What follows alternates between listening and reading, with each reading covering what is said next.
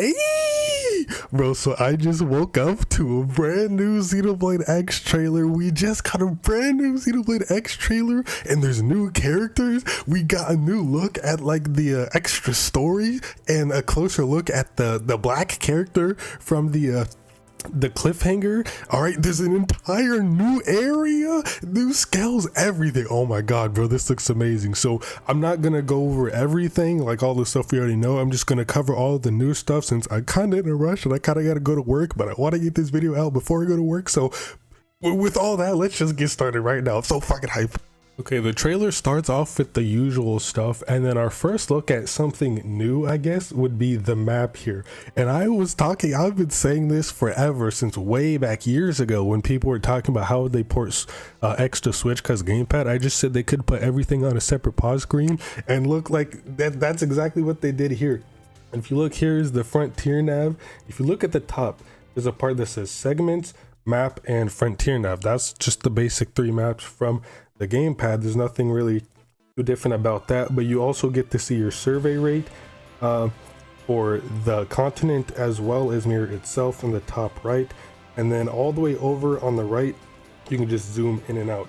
Very basic pause screen, but you also get to see your coordinates, like your X and Y coordinates at the very bottom, just for that extra bit of a detail. But it's very basic for the pause screen, as you would expect. Now this next frame is also very interesting, as it's not really anything new, but they really did upgrade the HUD, as a lot of us were hoping, so there's not that microscopic text you have to like put your face on the screen in order to read. But it looks very nice. It looks very smooth and kind of like bubbly. You see the health bars there. They actually added like the Xenoblade 3 quest markers down there. You can see at the bottom left, same shape and everything, so you can finally see how far the quests are away.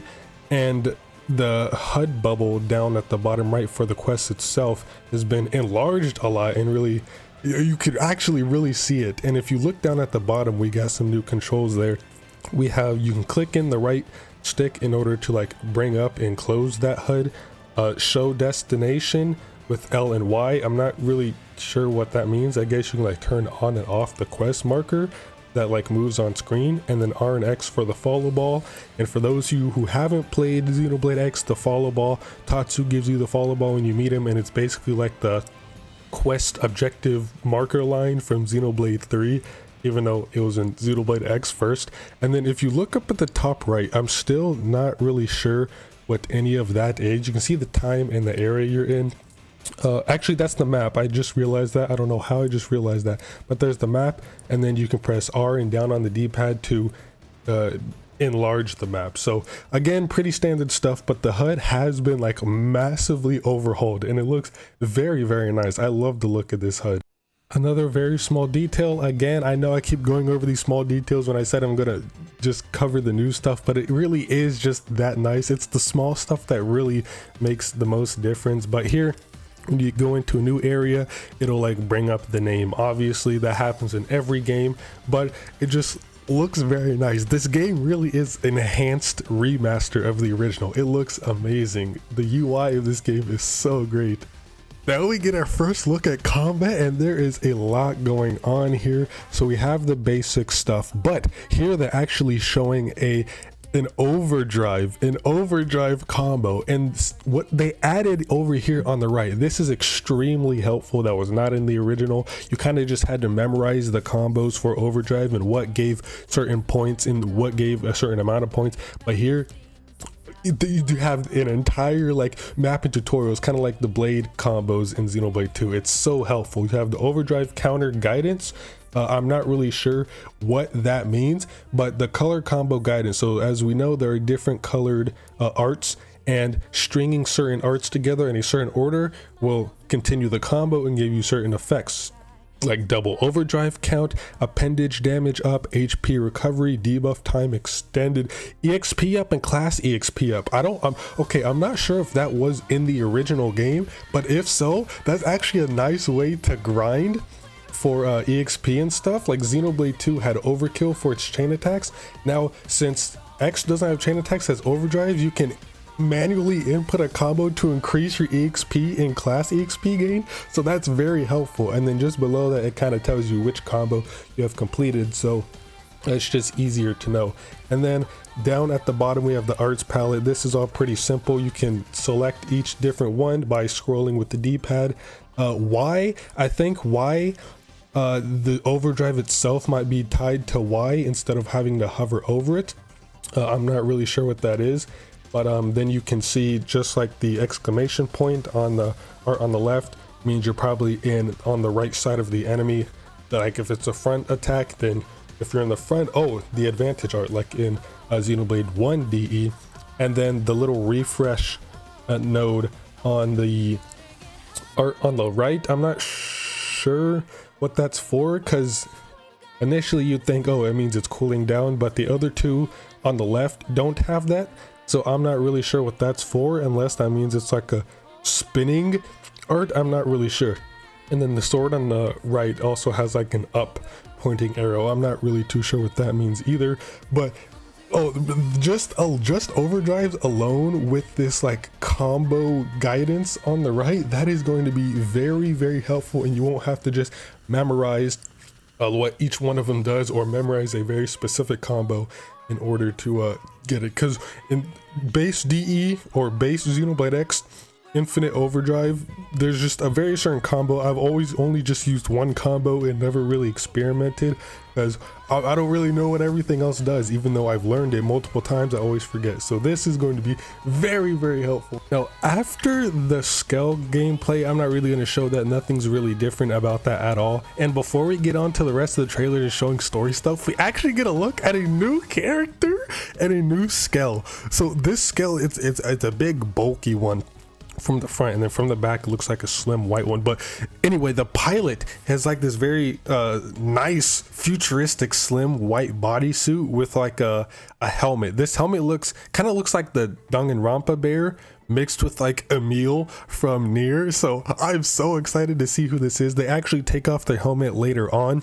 Actually, fuck it, I'll just show it right here. This is what she looks like. So I mean, really nice character design. I'm really excited to learn who this is and how they could have like fit into the original story. Why weren't they in the original X? Maybe the story was, because we do know that the story had a lot of cuts due to time constraints, so maybe they're adding in a lot of the story that wasn't in the original in between the game here, kind of just like how SMT5 Vengeance did. Instead of just adding it all in the DLC, they'll like sprinkle it into the main story here and there. I'm really excited to see who this is, and obviously she's going to be a playable character. There's no way. I really do like that design a whole lot.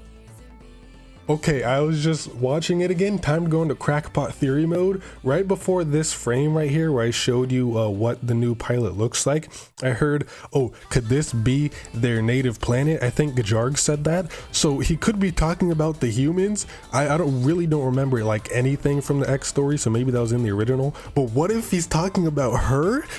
And this is like her native planet. She's like a new race that we've never seen. Wait a minute. What if she is a Samarian, bro? What if she is a Samarian? Because the Samarians were like a big part of the X lore, and apparently I think they went extinct, but maybe she's one of the last surviving ones, and they're like somewhere else on the planet, like they're hiding on like the opposite side of the planet, maybe in the new area that we'll get to explore that I'll get to in a second. But what if, because I was about to say she kind of looks like she has ether lines, so she kind of looks like a blade, but blades don't exist in X as far as we know. So what if she is a Samarian?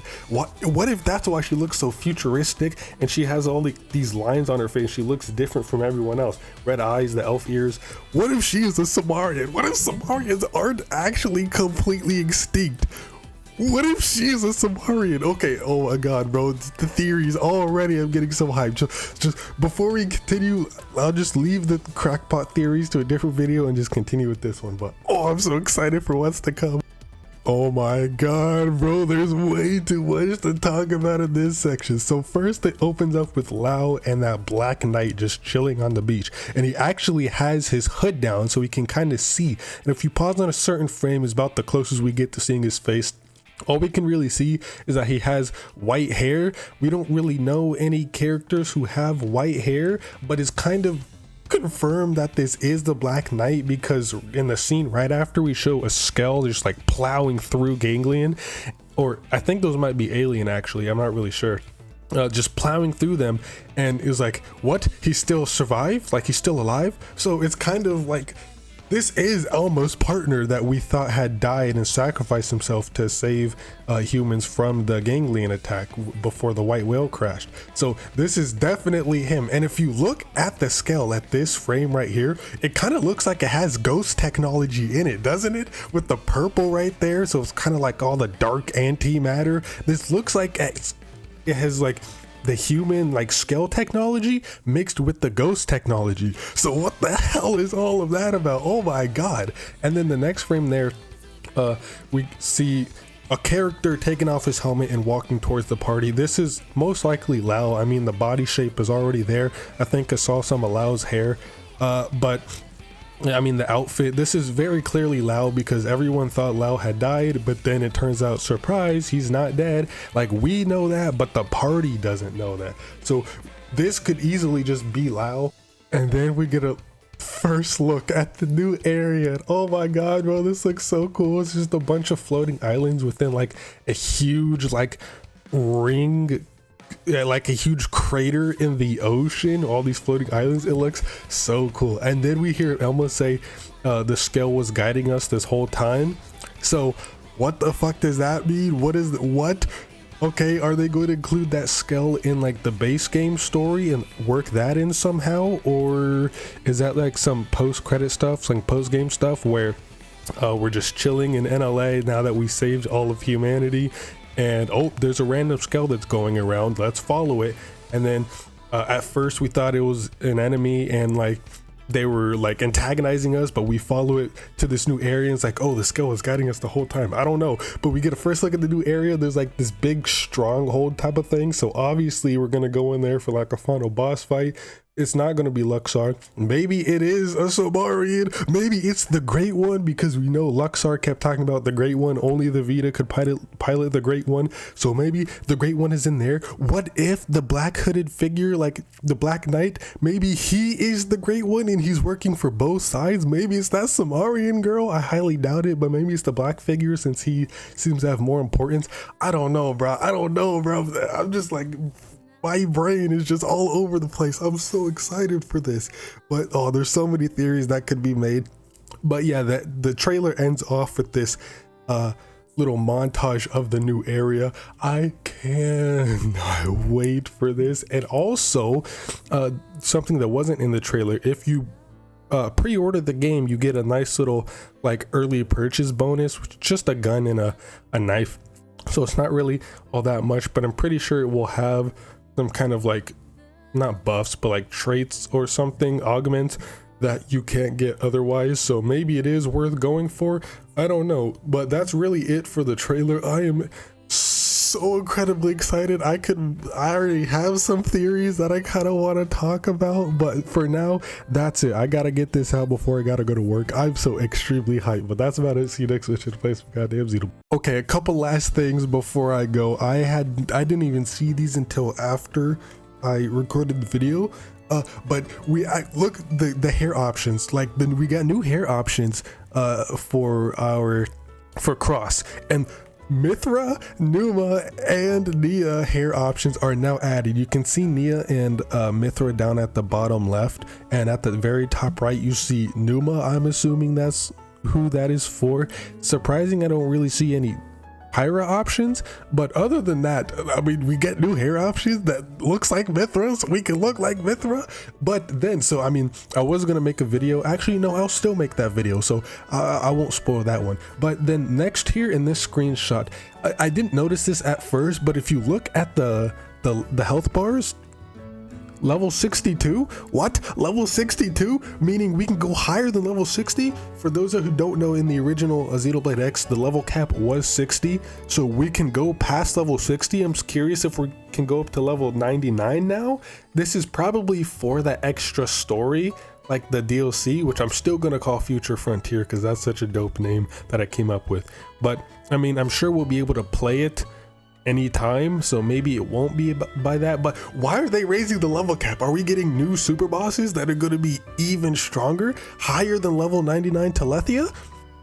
Is that what's happening? Are we getting a new, is Telethia and Endbreaker going to be stronger, or are we getting a new even stronger super boss than that? I don't know, but oh, I'm so incredibly excited. But I have to go now for real this time. See you later. Or what's my outro?